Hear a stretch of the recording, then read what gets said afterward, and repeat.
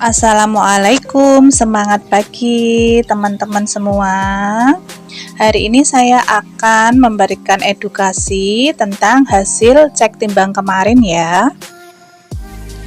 Teman-teman pastinya pengen sehat kan? Ya toh, pengen sehat apa sakit? Pasti pengen sehat ya. Nah, sehat itu ada sebabnya. Dan sebaliknya, sakit juga ada sebabnya. Jadi tidak ada itu istilah tiba-tiba sakit ya, itu tidak ada istilah seperti itu. Nah, rencananya teman-teman ke depannya ini mau apa? Mau pergi ke sakit atau mau pergi ke sehat? Pasti sehat toh. Kalau mau sehat, teman-teman juga harus paham dan melakukan langkah-langkah yang menyebabkan sehat. Jadi jangan sampai nih misalnya teman-teman itu tujuannya mau ke surga, tapi yang dikerjakan malah perbuatan ahli neraka. Ya pastinya nggak akan sampai ke surga toh. Seperti contoh lainnya, misalnya saya menghadap ke arah timur, langkah kaki saya juga melangkah ke timur, tapi saya bilangnya mau ke barat. Kira-kira nyampe nggak saya ke barat? Pasti nggak nyampe kan? Lalu nyampenya kemana? Ya pasti nyampe ke timur karena langkah kaki saya menghadap ke timur. Sama juga jika teman-teman ingin menyatakan saya kepingin sehat, tapi yang dimasukkan ke mulut adalah makanan yang menyebabkan sakit, maka teman-teman nggak akan itu ketemu yang namanya sehat. Dan kemarin sudah saya bantu cek timbang ya. Saya ambil contoh hasil yang paling bagus sekali, yaitu raportnya Mbak Ismina. Yang lain menyimak ya. Mbak Ismina tingginya 154, maka tulangnya hanya boleh menopang sekitar 54 kg. Nah, kelebihan berapapun akan membuat lubang oksigen di dalam tulangnya Mbak Ismina itu akan jadi melebar. Kalau nanti jatuh mudah sekali patah. Nah, berarti berapa yang harus dibuang Mbak Ismina? Dari hasil cek timbang kemarin, kita hitung yang harus dibuang Mbak Ismina yaitu sekitar 38 kg. Bukan turun berat badan ya, tapi membuang limbah tubuh. Nah, limbah tubuh itu apa? Ya, limbah tubuh itu ya racun-racun, sampah-sampah yang sudah menumpuk di dalam tubuh. Jadi istilah kedokteran disebut lipotoksisitas atau keracunan lemak yang lemaknya ini sudah mengendon atau menumpuk selama bertahun-tahun. Jadi kelebihan lemak ini yang akan menimbulkan peradangan atau bengkak pada organ-organ tubuh. Jadi inflamasi yang disebabkan oleh beban lemak. Nah, di tempat peradangan ini akan menyebabkan virus, kuman, bakteri yang bersarang di pembengkakan lemak tersebut. Nah, lipotoksisitas atau keracunan lemak ini jika menempel di otot maka akan menyebabkan seperti diabetes. Kalau menempel di hati akan menyebabkan fatty liver, sirosis. Kalau lemak ini masuk ke pembuluh darah maka akan lebih berbahaya, bisa menyebabkan stroke dan jantung. Jadi jangan dianggap remeh ya kelebihan lemak ini. Kemudian setelah ditimbang kemarin ternyata lemaknya Mbak Ismina terhitung 52,5%. Padahal normalnya adalah 27%. Jadi hampir separuh tubuhnya Mbak Ismina adalah lemak. Kalau sudah seperti itu, maka organ-organnya yang sudah dikelilingi lemak membuat pH tubuhnya itu menjadi asam.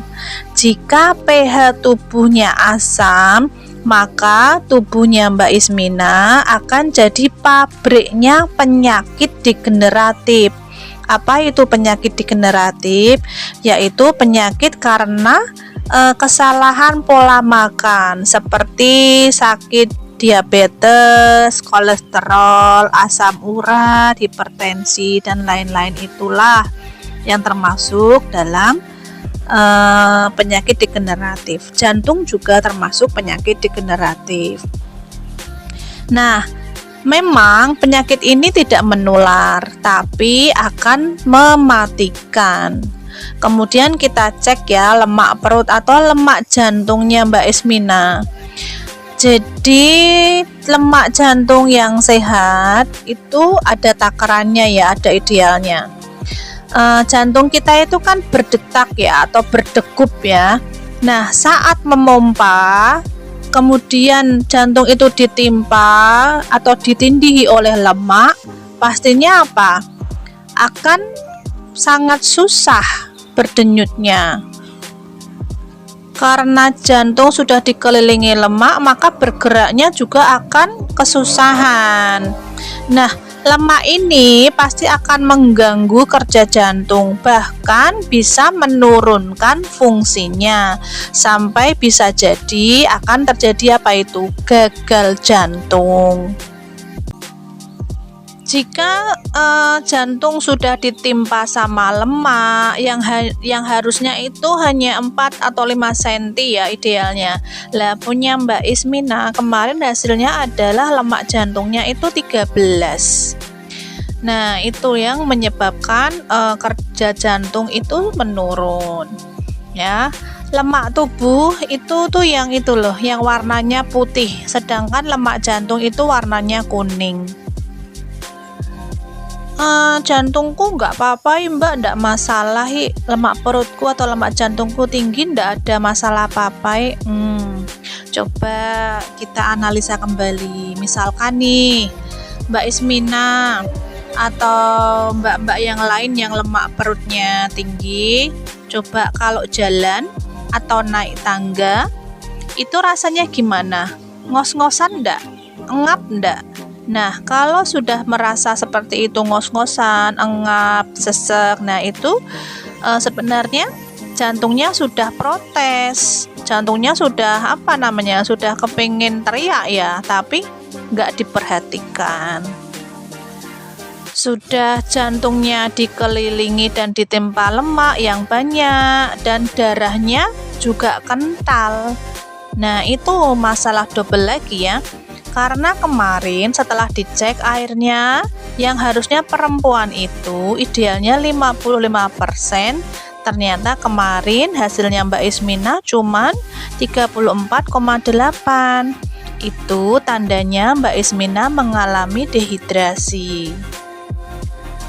Apa saja yang ditimbulkan jika kita dehidrasi? Salah satu contohnya adalah kurang fokus. Yang kedua, kalau kita dehidrasi itu rambut itu bisa rontok loh. Nah setelah ternyata kekurangan cairan, itu pasti proses metabolisme tubuh jika kurang air maka akan terganggu.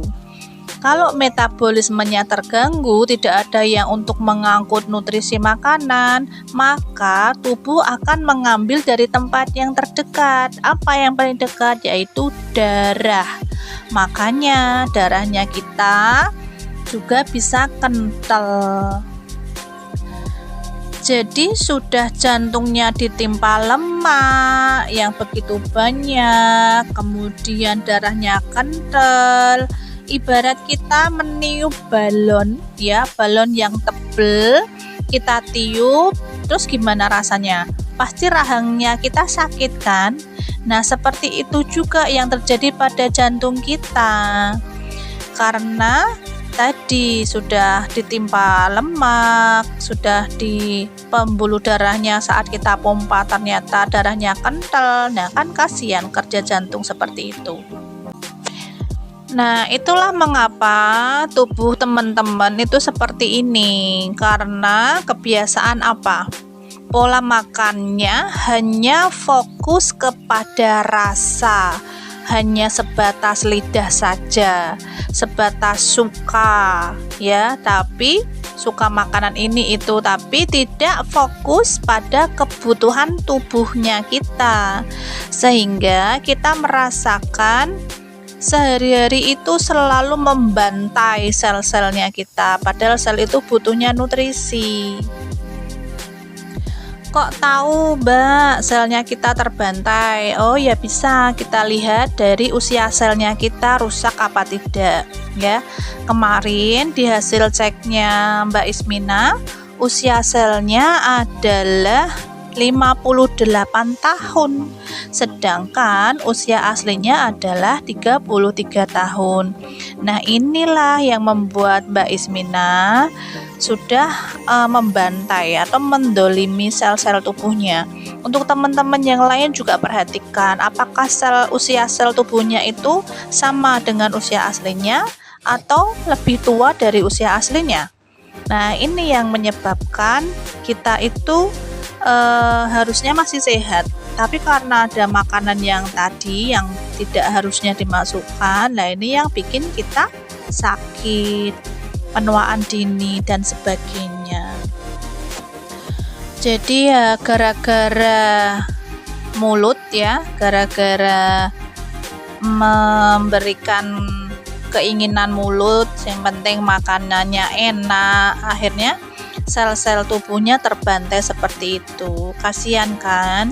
Nah, kalau dibiarkan lama-lama akan menjadi itu, mohon maaf ya, bunuh diri pelan-pelan itu namanya. Karena kita sudah tahu tubuh kita sakit, tapi kita masih saja makan yang tidak sehat. Nah, jadi tidak ada ya istilah sakit itu ujuk-ujuk sakit, ujuk-ujuk loro, ujuk-ujuk ini, tidak ada. Sakit itu kita yang bikin, ya, bukan ujuk-ujuk atau bukan tiba-tiba sakit. Nah, kira-kira kira-kira penting nggak teman-teman dijelaskan seperti ini? Nah, kalau penting, mau diubah atau mau nunggu meledak? Nah, seperti bom waktu, dicuekin, dijarke, awake sakit ya sudah nggak apa-apa, badanku tambah gemuk ya sudah nggak apa-apa, suamiku masih sayang, suamiku masih cinta. Jangan seperti itu ya, itu adalah hanya alibi saja sebenarnya. Kalau mau diubah gimana ya, misalkan nih, nanti akan saya ajari seperti kemarin. Untuk yang lain ya, seperti Mbak Cucu, Mbak Nini, Mbak Sani, Mbak Novi, Mbak Eni, Mbak Rini, Mbak Sukarti, nanti kita akan menerangkan bahwa yang namanya sakit itu tergantung lemaknya ya, meskipun badannya kecil tapi setelah dicek lemaknya juga tinggi, kemudian darahnya kental, nah itu juga pasti akan menyebabkan keluhan-keluhan. Untuk yang kurus, nah yang kurus gimana nih? Nah, kalau yang kurus itu biasanya problemnya di pencernaan, ya, sehingga kerja jantungnya melemah, tulangnya juga pasti keropos, daya tahan tubuhnya juga lemah, suhu tubuhnya dingin. Dan pada perempuan yang usia produktif, menstruasinya juga tidak akan teratur, ya, akan terganggu menstruasinya. Ini penyebabnya karena malabsorpsi atau penyerapan nutrisinya itu tidak berjalan dengan baik. Jadi bayangkan makannya banyak, yang diserap cuma sedikit. Nah, itu juga bermasalah. Jadi teman-teman, untuk orang menurunkan berat badan itu susah. Menaikkan berat badan pun juga sangat susah loh. sama-sama susahnya. Karena apa?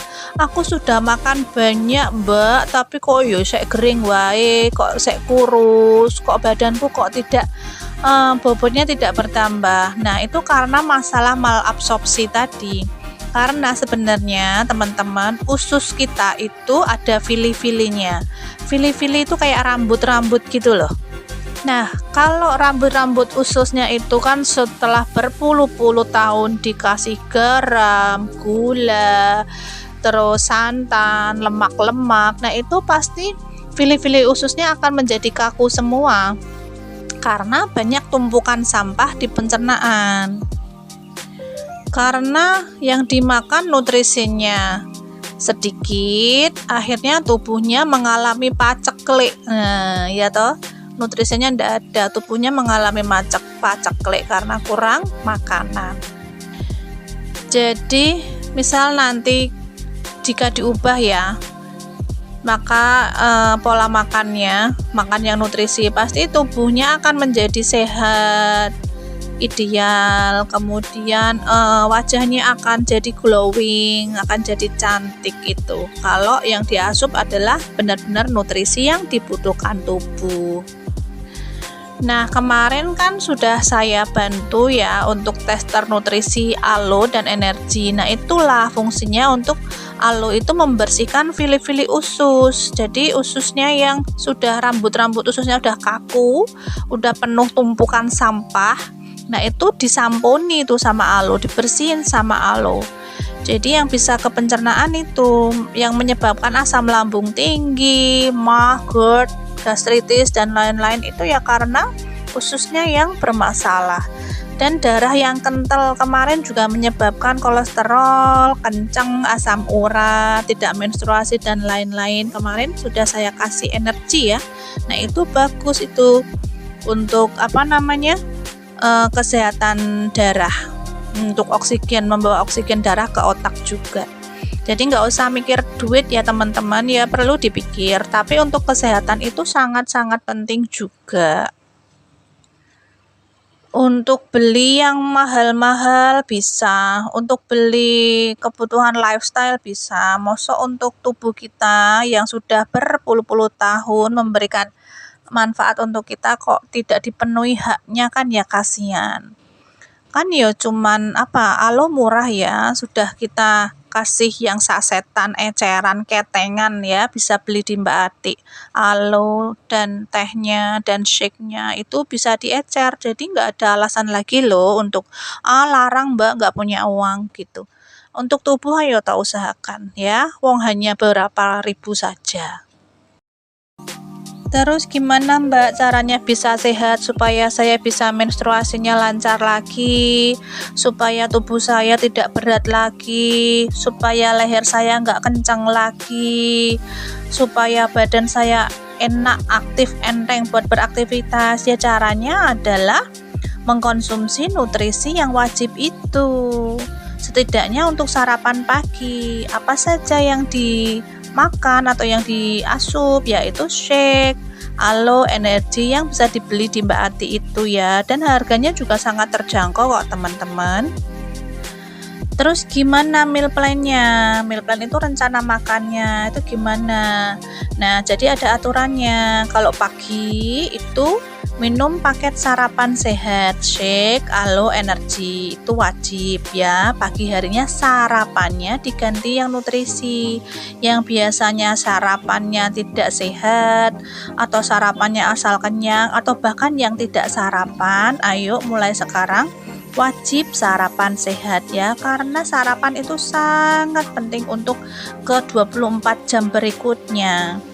Kemudian untuk cemilannya apa? Cemilannya itu biar nggak gampang lapar yang ngambilnya protein, bisa telur 2 atau tahu 2 atau tempe 2 ya. Kemudian jam 9 pagi ngemilnya itu buah ya, 2 iris, bebas buah yang berair boleh. Kemudian jam 12 makan siang, lauknya dibanyakin, sayurnya dibanyakin, buahnya dibanyakin, nasinya dikit aja. Dan usahakan jam 12 siang itu tubuh sudah minum minimal 1,5 liter ya, sudah masuk tubuh jam 12 siang itu.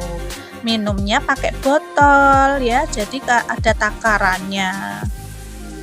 Kemudian kenapa toh kok makannya harus protein yang banyak? Ya karena tubuh kita terdiri dari 600 jenis otot yang semuanya hanya makan protein, dan otot tidak makan buah, tidak makan sayur, atau bahkan makan nasi. Takarannya itu setelapak tangan ya. Kemudian apa saja protein yang bisa dimakan? Tadi sudah saya sebutkan, bisa telur, ikan laut, ikan tawar, dada ayam tanpa kulit, bisa tempe, tahu, putih telur. Bisa satu-satu atau campur, boleh dipilih. Tapi tetap ya jangan digoreng atau jangan dikasih santan. Kan kita mau clean dulu, mau membersihkan tubuh dulu. Ya. Kalau kita makan digoreng, makan santan itu nabung stroke namanya, atau nabung untuk sakit jantung. Terus dimasak apa Mbak kalau nggak boleh digoreng? Ya bisa bumbu cemplung-cemplung aja toh, kasih bawang, kasih merica, kasih lombok. Di bumbu tom yum itu juga bisa, dipepes, dipanggang bisa. Nah terus sayurnya kalau bisa 3 macam ya, kalau nggak ada ya 1 macam nggak apa-apa. Kemudian buah 1 potong sebelum makan ya, bukan setelah makan. Jadi istilah cuci mulut itu salah, karena kalau kita makan buahnya setelah makan besar, maka itu nggak akan terserap tubuh, malah akan membusuk setelahnya ya, membusuk di usus. Untuk nasinya gimana? Oh nasinya sekepalan tangan aja, tergantung kepalan tangannya teman-teman seberapa, ditakar segitu, atau sedikitnya 5 sendok makan. Syukur-syukur nasinya bisa dirubah ya, bisa nasi merah, kemudian umbi-umbian. Nah umbi itu termasuk karbo terbaik di dunia. Nasi jagung juga boleh. Untuk makan sorenya telur aja 2, atau sama kayak yang siang tadi ya, sayur dibanyakin, lauk dibanyakin, nasinya sedikit aja. Kemudian karena nutrisi sudah masuk, tolong jangan diganggu dulu dengan makanan-makanan pengganggu atau makanan perusak yang lainnya. Sebenarnya ada 22 macam makanan perusak ya teman-teman, maksudnya yang tidak dibutuhkan tubuh, yang mengganggu tubuh itu ada 22 macam. Apa saja ya? 1, ada gorengan, keripik, kerupuk, bakso, mie kering, mie basah, roti, donat, tepung putih, kemudian kikil, jeroan, gula putih, kulit, terasi, petis, micin, es krim, tape, ikan asin, itu kan diformalin ya. Kemudian makanan-makanan dan minuman kaleng. Nah, itu sebenarnya adalah makanan-makanan perusak, kalau orang-orang nyebut itu sebagai genderuwonya.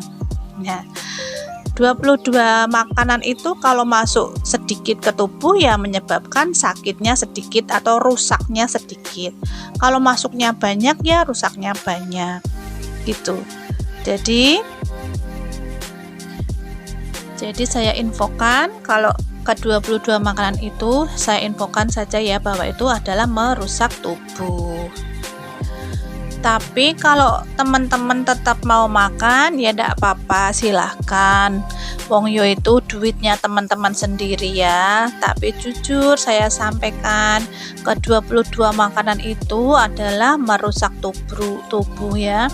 Jadi jangan sampai ya kita lagi di nutrisi tapi dimasuki makanan yang tidak sehat, itu nanti akan terjadi tabrakan.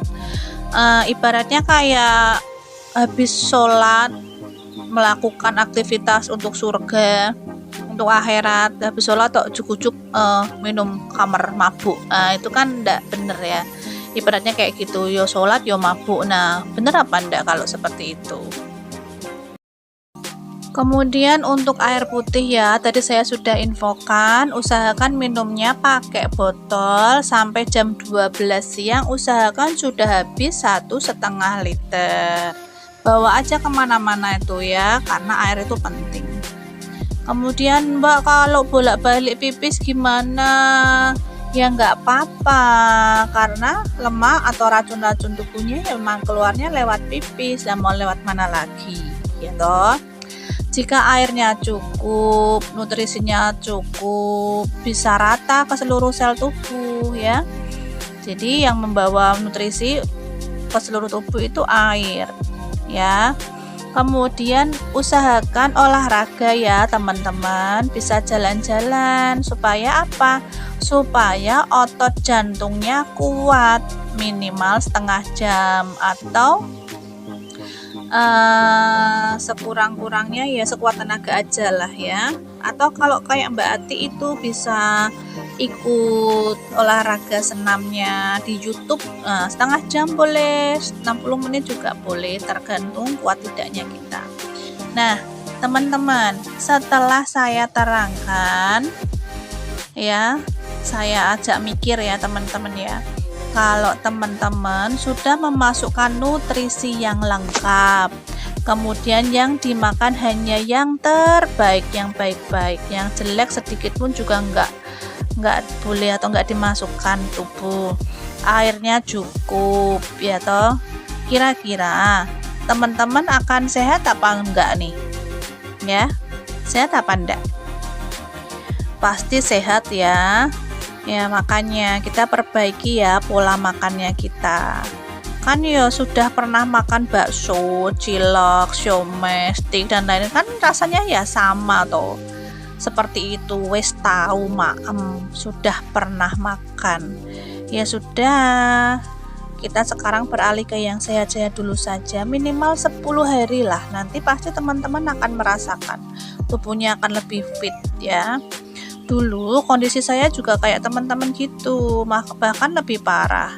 Tapi alhamdulillah sekarang saya sudah lebih baik, badan saya enteng, padahal usia saya sudah hampir lebih 40 tahun, tapi masih bisa fit, masih bisa membantu teman-teman yang di luar kota bahkan. Nah, untuk sehat-sehat karena apa? Karena saya sudah mengalami, sudah merasakan apa yang teman-teman alami semuanya. Nah, bulan depan teman-teman bisa ajak keluarga atau temennya ya yang membutuhkan untuk saya cek ulang ya di tempatnya Mbak Ati lagi. Mumpung saya nanti ke sana, nanti akan saya bagikan nutrisi secara gratis ya teman-teman, kayak kemarin alo, energi, nanti mungkin akan saya bawakan selulos, mungkin akan saya bawakan mix fiber, kolagen dan sebagainya. Nanti akan saya bagikan nutrisi gratis ya teman-teman. Teman-teman cuman itu aja, ajak keluarganya atau ajak teman-teman yang membutuhkan. Kira-kira ada nggak yang butuh dibantu, khususnya yang punya keluhan sakit-sakit itu loh. Nah, jadi teman-teman itu selain sehat untuk diri sendiri, juga bisa cari pahala dengan menyehatkan orang lain atau mereparasi tubuh mereka. Jadi seperti itu ya teman-teman. Bismillah, semoga ikhtiar sehat kita, dipertemukannya kita, berjodohnya kita bertemu, itu semoga Allah paring keberkahan ya, kebermanfaatan juga. Semoga teman-teman juga terbuka mindsetnya bahwa sehat itu penting. Karena apa? Kita adalah seorang wanita, ibu rumah tangga yang harus tahu betul tentang kesehatan kita. Karena kita yang memikirkan suami, anak-anak dan lain-lain, dan kita juga harus sehat seperti itu. Nah, terima kasih teman-teman, kemarin sudah berkumpul, sudah peduli dengan diri sendiri, sudah keren, sudah mau berbagi bahwa kepingin sehat dan lain-lain. Dan untuk Mbak Sani, Mbak Ati, dan mbak-mbak yang lain yang sudah mengajak temannya untuk sehat, alhamdulillah saya syukuri, terima kasih banyak. Insya Allah pahalanya sudah dicatat oleh Allah untuk siar sehatnya.